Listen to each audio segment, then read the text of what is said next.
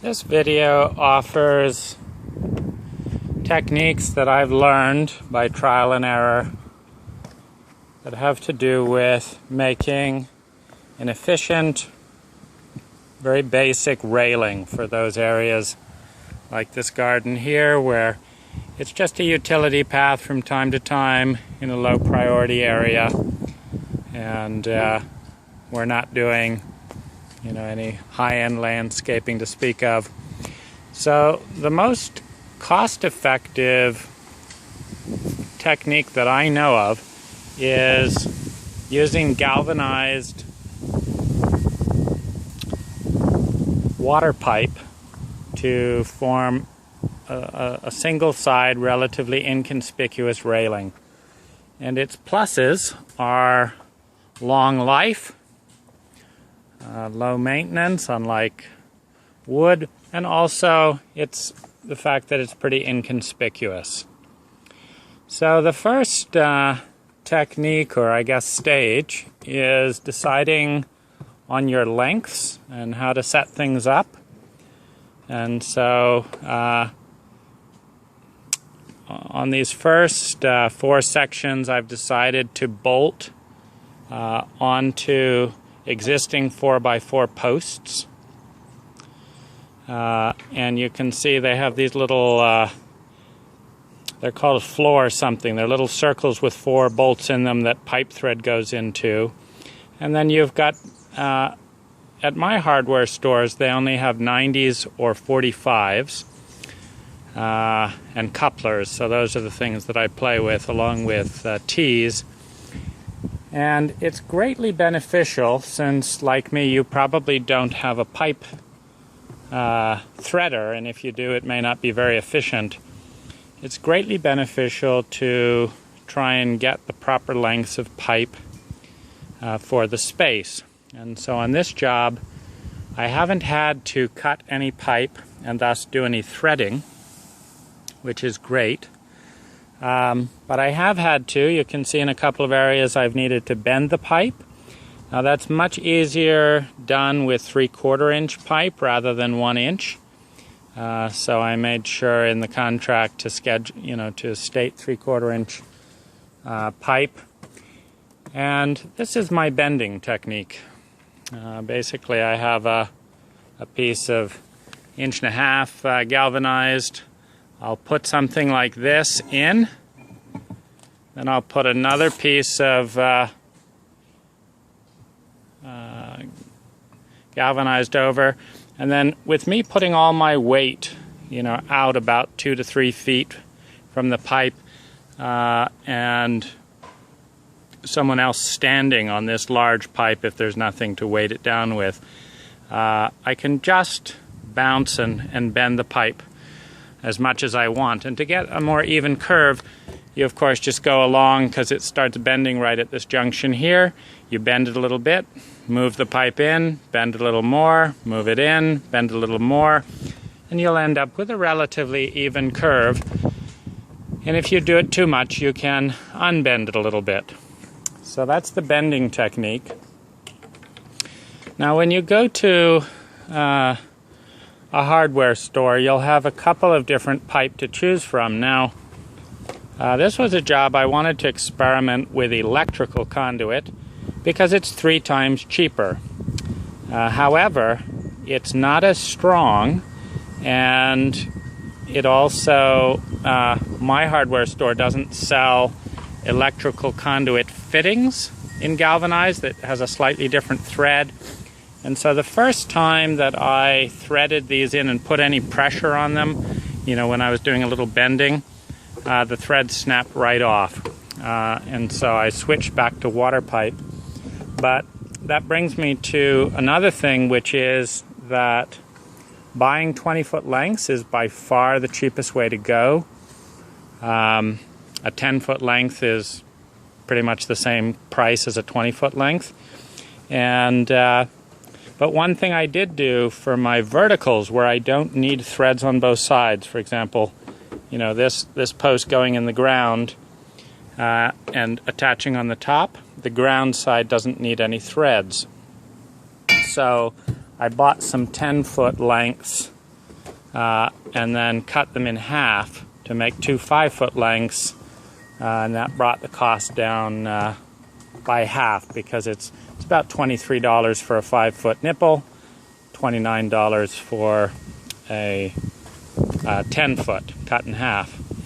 So that's the basic idea, and then you've got some flexibility, you know, like for example how you could put a nipple in between here, but we've got, you know, it's nice to keep it as simple as possible. And so on this job, you know, I've just used the T and then a male female 90, and then what you do is you dig the hole first, so that you can set the 5-foot piece all the way in.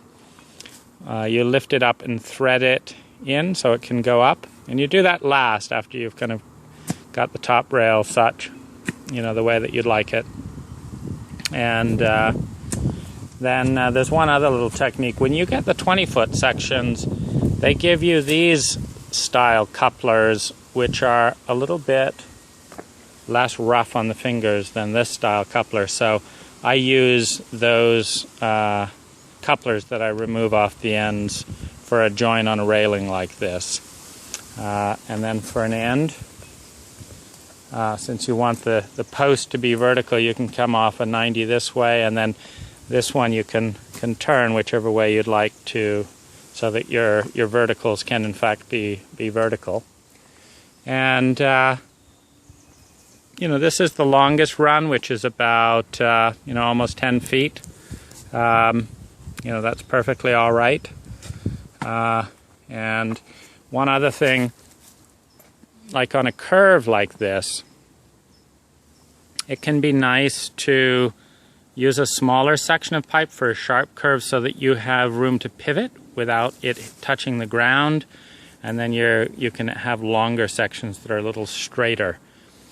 Because if you have like a 10 or 20 foot piece and put a 45 bend in it, you won't be able to, you know, turn it on, thread it onto the prior thread, because when it's going on the low side, it's going to dig into the ground and you won't be able to spin it. So that's, you know, just a couple of thoughts. And I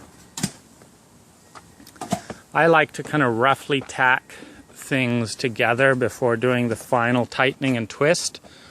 And so I've tightened this section here, you know, up to right here. Then what I'm going to do is hold, unbolt, you know, these 3 floor mounts here, and spin the whole thing around a little bit tighter, and then bolt them back in a final time.